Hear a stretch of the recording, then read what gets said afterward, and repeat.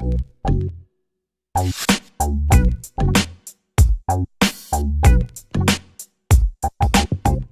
you guys, I don't have any makeup on. I'm about to get my eyelashes done. You know, I don't like to have makeup on when they do that. Anyway, you guys, what's up, rock stars? It's Rox, and I'm coming to you today with the review for Love and Hip Hop Hollywood, Season 4, Episode 11. So let's get to it, shall we? Alright, the nothing first. Chanel, West Coast. She's glad that she and Hazel has mended their friendship. At least this is what she tells Nikki when she and Nikki are hanging out. Nikki says, I know it didn't need to be a problem between the two of them because both of them were my girls and they didn't need to go through all that. While they're there talking about her friendship with Hazel, who should walk in but Coochie. I said, Coochie, what you doing with them? Nikki ain't too sure about Coochie because Alexis Sky and Coochie baby mama had that problem. Remember when Sarah busted in on her photo shoot? But she said that Alexis Sky says that Coochie apologized, so she guesses that she's okay with Coochie. Anyways, Chanel West Coast is telling Coochie, about her music career. She got this song, New Bay, out. Did you guys listen to it? What did y'all think? Real loud in the car, a little bit tipsy, but not driving. Chanel West Coast tells Coochie that they should work together. Coochie said he has been hearing some things about her, so maybe. While they sitting there talking, up walks Safari, the comedy relief.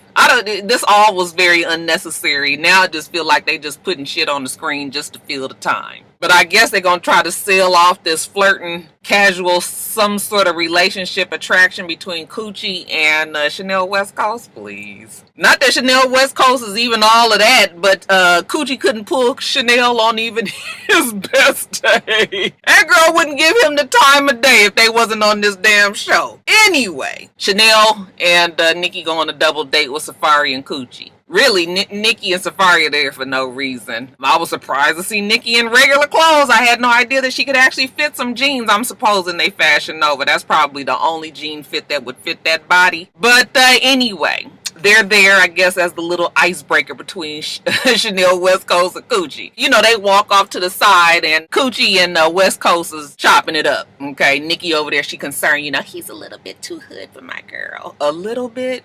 Like I said, Coochie...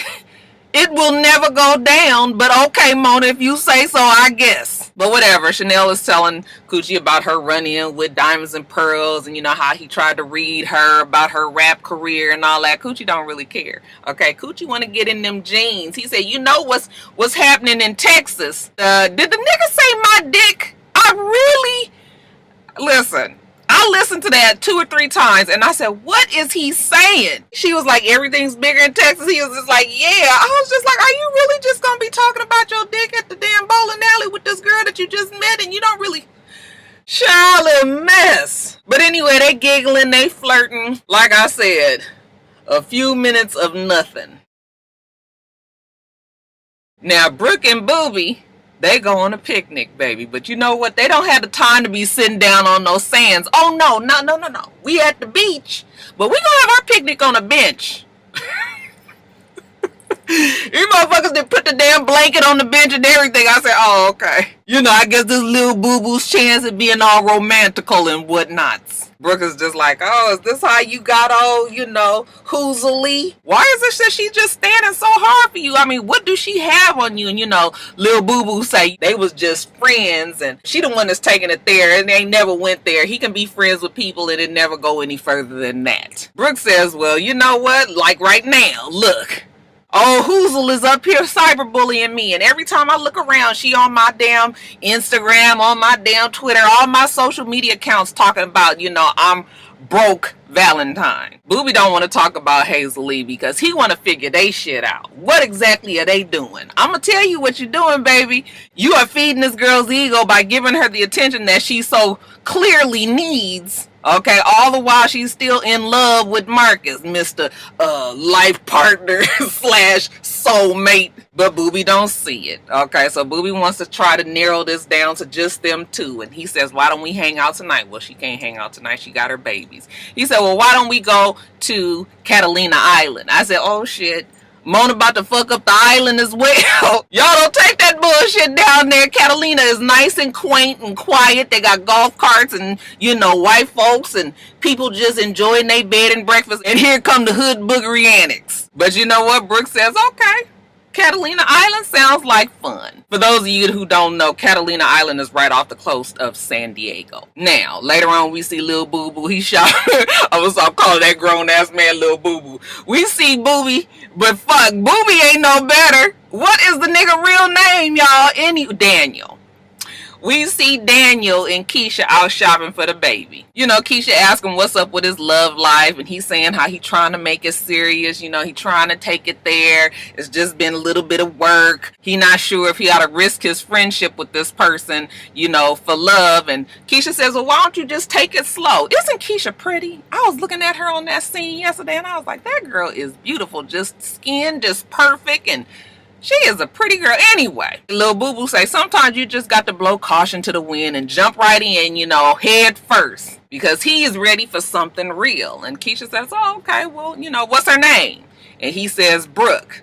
And Keisha was just like, oh, okay, Brooke. I'm not sure if she still realizes this is supposed to be Brooke Valentine as far as the script is concerned. But listen, she says that she wants Booby to be happy. And if it happens to be with this Brooke girl, then so be it. So he says that, you know, he gonna take it a little slow. They gonna go off to Catalina, you know, the island of love. I said, is that really the island of love? But okay, child. She says, well, you guys get on out there and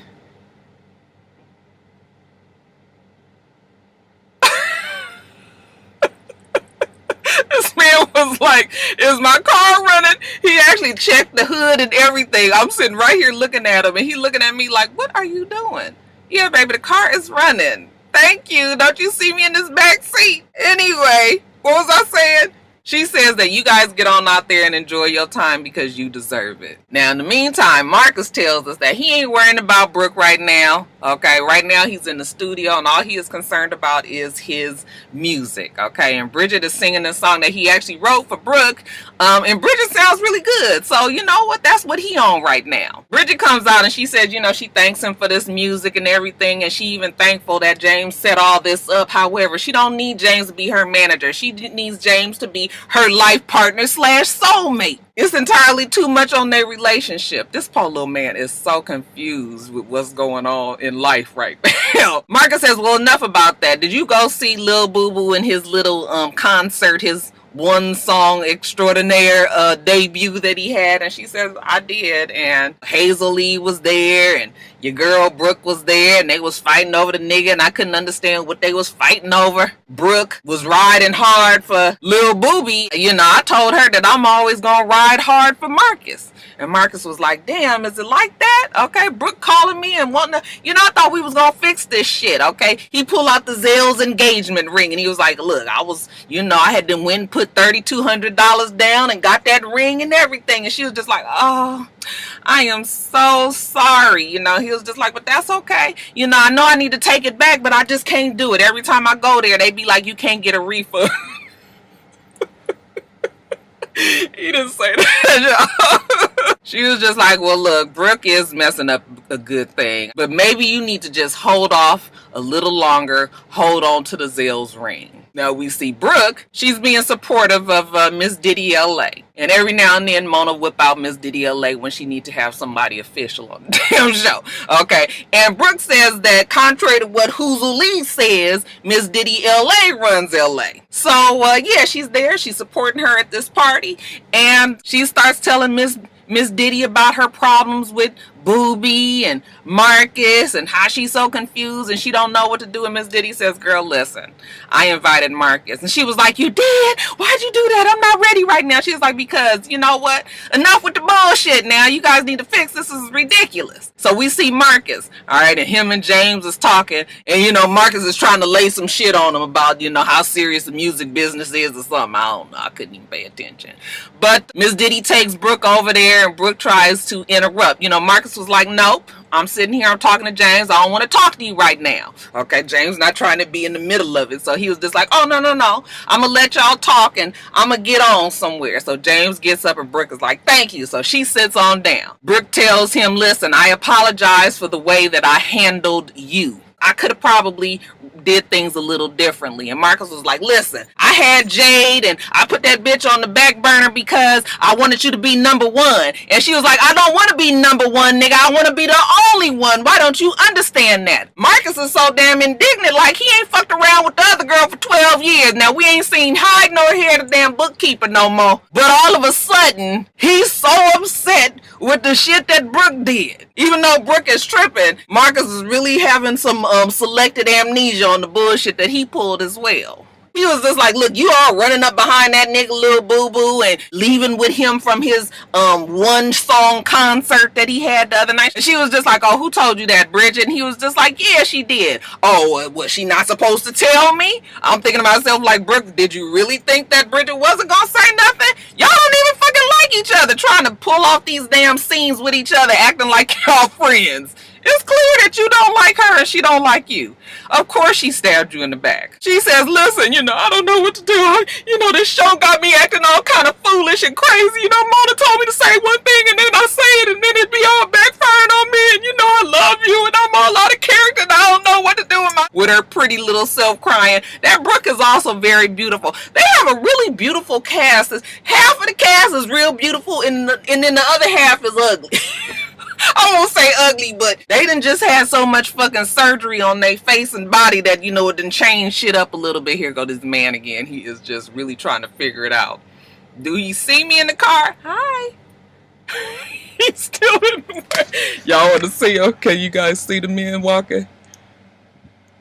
He was so confused, child. Anyway, Brooke is so upset. They stand up and he give her a hug and he say it's gonna be all right. But she's so overwhelmed she gotta go. Go on somewhere, Brooke.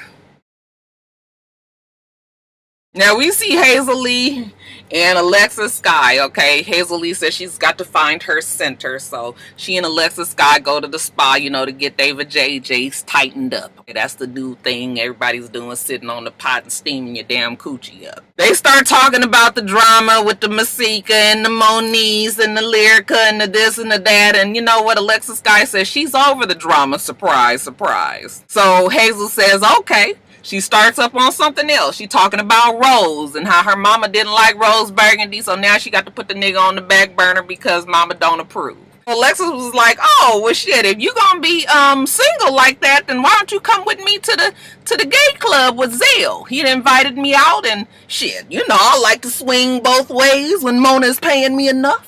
And Hazel Lee says, nah, I'm trying to still find out what's going on with Lil Booby. I do have some interest there, and I can't be fucking it up hanging out with the gay folks at the gay club. Might get tempted. And she says, well, what's going on with you and Booby? And she was just like, girl, he kind of act like he interested in everything, but that damn broke-ass Brooke come up all the time, and, the bitch be cock-blocking. And she don't appreciate that shit because, again, like she told us, L.A. is her town. She runs L.A. She got book deals. She got music deals. She got shoe deals. She got makeup deals. Folks need to respect her for that. I was just like, I can't talk about Hazel no more. But because she's tired of all the dramatics as well, she says she's going to sit down with Broken Time. That was a little bit of a funny nickname. So then we see Brooke and Hazel Lee. Okay, they meet out for dinner, if that's what you want to call it. So Brooke is already seated at the table, and here come Hazel Lee pulling up in her, was it her Porsche? And she gets out with her gift bags, and she walks up and she sets them on the table. And she was just like, hey, Brooke, order whatever you want. Everything is on me. I know you got financial issues. And next thing you know, they fighting. I was just like, now, Mona, you didn't rented out this place and put the people out there for them to just immediately fight. We ain't got no dialogue or nothing, bitch. They just fighting. Brooke is trying her hardest to get to Hazel. Hazel knows for a fact that security is never going to do it. And Hazel is just going to continue to say shit to piss Brooke off. That Brooke was damn scuffing up her fucking shoes and flipping over tables and getting elbowed in the neck with security and everything. I said, girl, you going through all that. You are too pretty to be doing this. You too cute for this. Why are you trying to fight that girl? Oh, let her go. Let her go. I wish one day Maybe on the final episode when the damn Love and Hip Hop franchise shut down, they'll just let all the motherfuckers fight that we've been wanting to see fight. Okay? Hazel got it coming. The way that bitch talk, bitch, you better watch your back. But in the meantime, they both look stupid. Okay? Everybody just sitting there looking. They didn't know what to do. I'm like, nah, that's how you know the shit fake. Cause bitch, you doing all that fighting. I'm fixing to jump up. You ain't fixing to knock this table over on me. I hope Brooke looked at that last night and realized, girl, it is not worth the time or effort. Now, Zelda Monster meet with some bitch named Donatella, and I said, Mona, bitch, we ain't got time to be learning new characters on episode 11. Nobody got the fucking inclination. Who the fuck is Donatella? Anyway, Donatella is supposedly the manager of Angel Gold. And is Angel Gold Ty Dolla $ign's sister, or was there somebody? Child, I was getting so lost in the damn, it was too many degrees of separation. Anyway, Zell and Donatella are talking, and out the blue, she brings up Masika and how cool Masika is. And, Zell was just like, oh, not this bitch Masika. Okay, well, if he want to work with Donatella, then you know what? He gonna have to swallow it up. Okay, can't fuck up the coins because you mad at Masika. So he was just like, yeah, Masika, all right, But it is a breath of fresh air to be partying with somebody that's slim-bodied and everything. That nigga be shading on the low. She didn't pick it up, but that shit was funny to me. So I guess they make an agreement that they are going to work together in the future. But Zeldamonster got other things in mind. He got his homegirl over there, and they party, and he gonna go party with them. All right, so Donatella, good seeing you. He get up and he mosey on over to the other side of the club. Now, on the other side of the club is AD. And child AD is there. She's stressed out. She says she got to free her mind, okay? She love Moniece. Don't get it twisted, but the bitch is pussy free, okay? She ain't got nothing from Moniece in a long time, but she just need to get out there and have a good time. So her and Zeldamonster gonna turn up, and while they doing that, who should walk in but Alexis Sky? And Alexis Sky say, I don't give a fuck about Moniece. I know I made up with her and everything, but so what? If I need to be gay for pay right now, then that's the fuck what I'm gonna be. She sees AD, and she was just turning on the charm. I said, Alexis, girl, you was pulling your whole card so tough right now. The same shit that you was mad at Masika for doing to you, now you turning around and doing it to Moniece's girl. And AD, I ain't got no words for AD, because I don't give a fuck how mad you are at your girl, okay? There's one thing of being mad and trying to get back at somebody, and then there's another thing just going completely on the other side and fucking around with somebody that your girl has serious problems with. So I was just like, oh, AD, why you got to go out like this? Okay, I know they had their drinks or whatnots, but still, they on the dance floor, they doing the most, okay? Alexis is all bending over, AD is hitting her on the ass, okay? She's all surprised, like, oh, no, she didn't. And of course, somebody is videotaping the whole entire thing on the fucking cracked screen of the iPhone. I said, do they make sure that the screen be cracked? It'd be so much ratchetry on this show. Now, Moniece and Masika, they sit down for lunch because, they haven't been together in a long time. Moniece got to get Masika caught up on the dramas. So she tells her about the party that she and Ray the Gay AA had and how, it was a party next door and Lyrica was there and Alexis Sky was there and Zell was there and they was trying to get Masika in the same room with Alexis Sky and yada, yada, yada. Masika was just like, I'm so tired of this. Moniece was like, I just wanted to let you know that I wasn't part of the setup. Like, I don't want to be involved in this. And Masika says, you know what? I know you're not messy like that, so I'm not going to worry myself too much about it. But yeah, I'm sick of them niggas. I can't with them no more. Did anybody sit down and look at Masika's hair? Child, let me tell you, I looked at it like this. Wait a minute, what is that? It goes like that.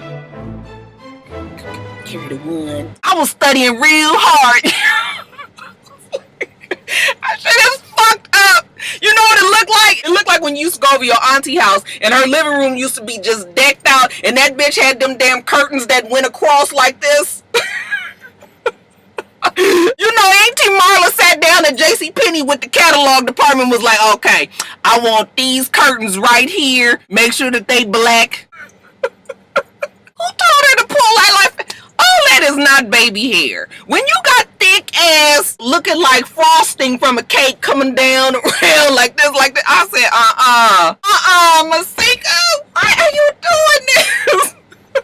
That shit was distracted. But anyway, let me get back. Masika says she is over the obsession. So she's had enough of even all of that. Well, then Moniece tells her about AD and how AD was cutting up at the gay club so bad the other day, and that Tiffany, of all people, caught it on video and sent it to Moniece. Like, you see what your girl doing today? Out there with that thoughtlicious Alexis Sky. And Masika was just like, well, don't it figure. You know what? I would get rid of that bitch AD if I was you, because once a bitch show you who they are, then you need to believe it. Moniece realizes that she needs to have a discussion with her girl AD, because AD has betrayed her, and I think Moniece has a point. She goes to a photo shoot that AD is having for her children's clothing line. Side note, I don't never want Moniece to walk out there with no purple fucking wig with these damn eyebrows drawn on with all this jewelries and shit. I was just like, that is not Moniece. Moniece actually has a very classy look, even though Moniece is not ratchet. Moniece is crazy, but she's not ratchet. So trying to pull off that purple wig look, I was like, girl, don't you do it again. She actually looks nicest when she's just normal. But whatever. She tells AD that she got a problem with the way she's been acting. Bitch ain't came home. And baby AD is turned up like, you damn right I ain't came home. I'm tired of being there. That shit stresses me the fuck out. There's always a problem there. And maybe I did go out and maybe I did fuck around with somebody else because it made me feel good. And maybe Tiffany was right for what she said about you. Maybe you did use me. And I said, bitch, why are you this mad? I'm gonna need you to fucking calm the fuck down while I'm trying to talk to you. Okay, Moniece was just like, wait a minute now fuck. I'm tired too. And AD was like, well, if you tired, let's not make this work. Okay, I'm moving out the damn house because I'm tired of being there with you. I can't get none. Okay, and I'm just ready to go. And Moniece was just like, oh, okay, well, you ready to, I'm ready to go too. So I guess AD and Moniece let this damn show break up their fucking relationship. Now getting back to Zell.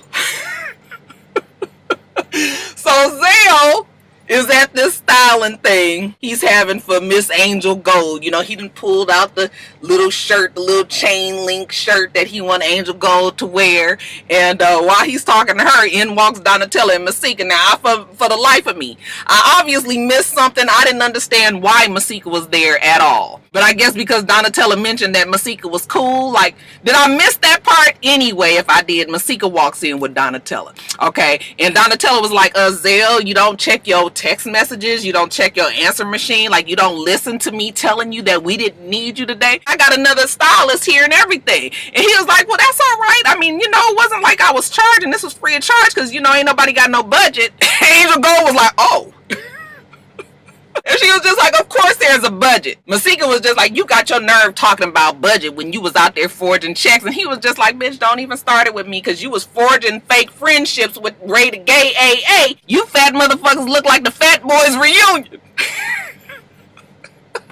Nigga, not the Fat Boys reunion. Donatella was trying to jump in. He was, listen, ain't nobody talking to you, so just be quiet, okay? And she was just like, excuse me? He was like, yeah, nobody talking to you, so be quiet. So Masika's just upset, okay? She done brought her milk bones with her, you know, her special props, and she's like, well, I'm just gonna throw you a bone because that's what you do for tricks, okay? And let me just say that I totally believe Masika in the fact that Zell, you know, Zell, you can look at him and tell he's an opportunist, and I'm sure they had some sort of friendship, and Zell flipped when he saw the going got good, okay? Maybe never really even liked Masika, maybe it might have liked Alexis better, or may not like neither one of them, and just seeing his opportunity to just be this big old personality that he has become on Love and Hip Hop Hollywood, okay? So Masika got played, all right, but you know, she throwing the damn bones out, and he pick them up, and he throw them back at her, you know, she was like, I was loyal to you, and he was like, you was never loyal to me. You had a whole lot to say about me, even though we never saw Masika say nothing about Zell. But he just went off on her. She tried to bring up the fact that he was broke and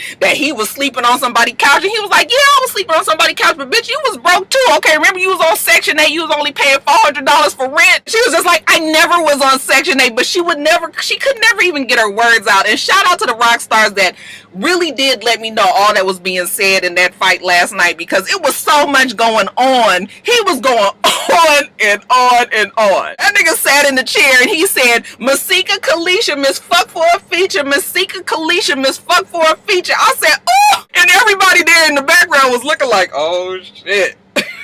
And Masika could never recover. That nigga called her a bubble lip bitch and everything. I actually felt sorry for her because she was like, I've been a friend and I've been loyal and you just treat me like this. And look, Zell could not be bothered. Okay, security came and got that nigga and took him off, and he was just like, I'm about to go right now. You know, that Masika looked like she was just like, damn. I bet you she didn't know her supposed friendship with Ray the gay AA was gonna bring her this much grief. That Zell is a fucking mess.